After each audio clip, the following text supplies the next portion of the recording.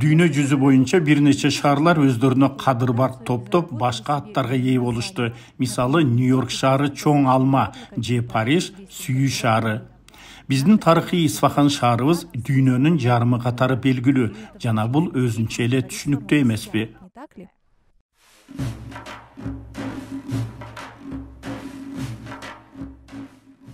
Biz Nakşi-Jahan аянтындабыз. Дүйнөдөгү эң чоң жана эң кооз аянттардын бири.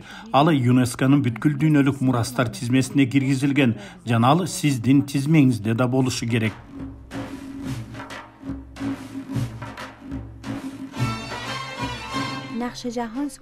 Nakşi-Jahan аянты Исфахандын борборунда жайгашкан жана 17-кылымда Сефевиттер доорунда курулган.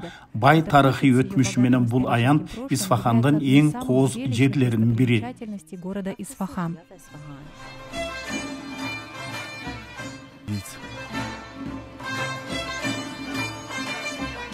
Ушул эле жерден сиз Али Капу деп аталган кооз сарайды таба аласыз. Ал Сефевиттер доорунда курулган жана өлкөнүн саясий борбору болуп эсептелген.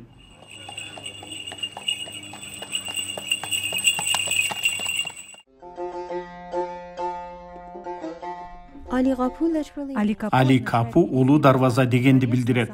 Сарай 6 кабаттуу имарат, бирок аны сиз короого кирмейинче байкабайсыз. Сефевиттердин падышасы өзүнүн атайын конокторун ушул жерде тоскон жана персиялык жаңы жыл Ноорузду белгилеген. Биз жаңы эле ушул сарайда болдук, абдан кооз. Биз бир нече деңгээлдеги ар кандай тепкичтерге чыктык. Укмуштуудай декоративдик искусство чыгармаларын көрдүк. Андан кийин музыканттар ойногон жогорку бөлмөгө кирдик. Анда акустика укмуштай экен. Гости короля сидели на... Падышанын коноктору көрүнүп тургандай 4-кабатта жайгашкан балкондо олтуруп, аянтта болуп жаткан окуяларга назар салышчу экен. Эң негизгиси алар поло оюндарын көрүшчү. Бул укмуштууда имарат дуал сүрөттөрүнө бай. Эшиктер, дуалдар жана шыптар татаал гүлдүү ойма чиймелер менен кооздолгон. Падышалык кабыл алуулар өткөрүлгөн 6-кабат музыкалык зал деп аталган.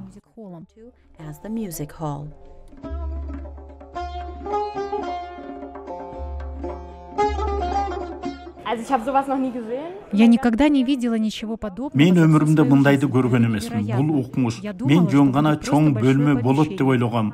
Бул жөн гана укмуштуудай жана элестетүүгө мүмкүн эмес. Теперь мы видим что-то другое. Это просто невероятно и невообразимо.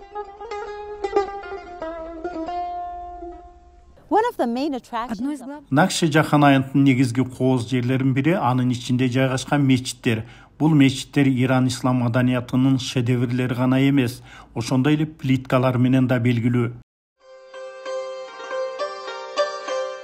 Имам мечити ошондой эле жаңы Аббаси мечити деген ат менен да белгилүү. Ал аянттын түштүк тарабында жайгашкан жана ислам доорундагы Иран архитектурасынын эң сонун үлгүсү деп эсептелет. Анын көркү көбүнчө 7 түстүү плиткалардын кооздугуна байланыштуу. Бул мечиттин эң таң калыштуу өзгөчөлүктөрү плиткалары. Плиткалар ушунчалык татаал кооздолгондуктан аянттан дизайндары бар открыткаларды же ал тургай көчүрмөлөрдү таба аласыз. Кереметтүү плиткалар 2 максатты көздөйт. Мечитти кооздоодон тышкары алар анын курулушунда колдонулган жөнөкөй чопо кирпичтерди табигый шарттардан зарыл болгон коргоону камсыз кылган. Плиткалар 7 түс менен кооздолгон. Ошондуктан 7 түс деп аталган. 7 цветов.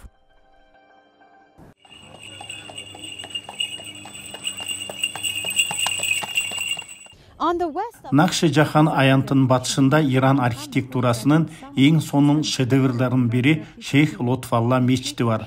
Ал Сефевиттер династиясынын Шах Аббас I тарабынан курулган.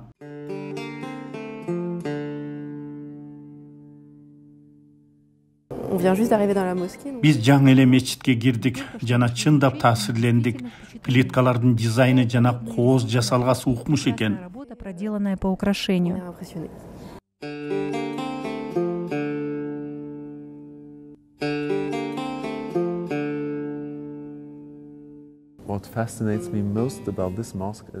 Что меня больше всего Мени бул мечиттин архитектуралык өзгөчөлүгү өтө кызыктырды.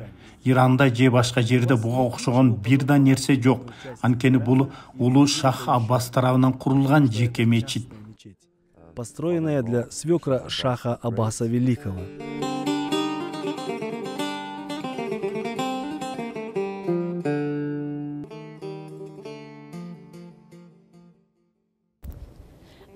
Шейх Лотфалла мечитин кооздугу жөнүндө айтып бүтө албайм.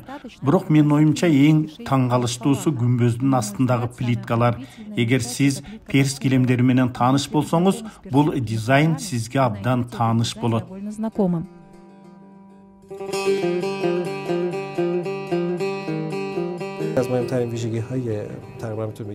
Одной из основных характеристик архитектурной школы Исфахана Исфахан архитектура мектебинин негизги мүнөздөмөлөрүнүн бири анын жөнөкөйлүгү. Бирок ошол эле учурда ал сырдуу. Бул сефевиттер доорундагы Исфахан архитекторлорунун философияны жана мистицизмди жакшы билгенин далилдейт.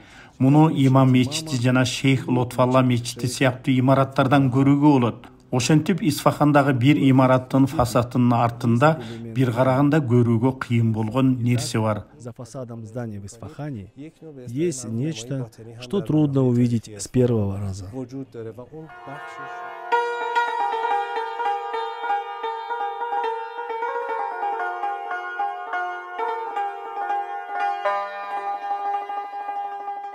Кейсари базары Накши Жахан аянтынын түндүгүндө жайгашкан жана ошондой эле улуу базар деп да аталган. Эгер сиз базарды 30 мүнөттөй кыдырсаңыз, 11-кылымдагы Селжук дооруна таандык Аттик мечитине туш болосуз. قدیمی که برمیگرده به دوره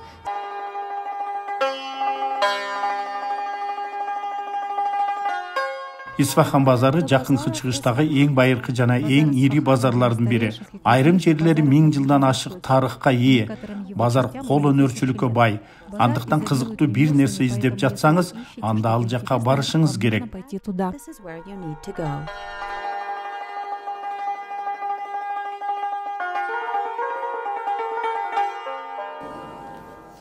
Балким Накши Жахан аянтынын эң кызыктуу жерлеринин бири Кейсария базары. Ал эң узун базарлардын бири жана Накши Жахан аянтын Аттик аянты менен байланыштырат. Болжол менен 8 чакырымга созулат.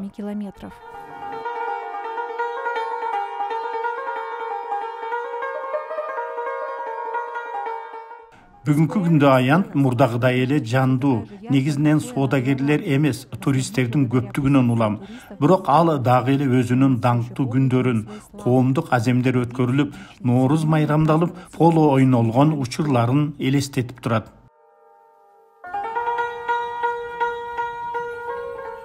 Эми ушул укмуштуудай нерселердин баарын көргөндөн кийин мен бир гана нерсени айта алам. Накши Жахан аянтына баруу сөзсүз сиздин тизмеңизде болушу керек. Кисмиша Ахмади для Ирана.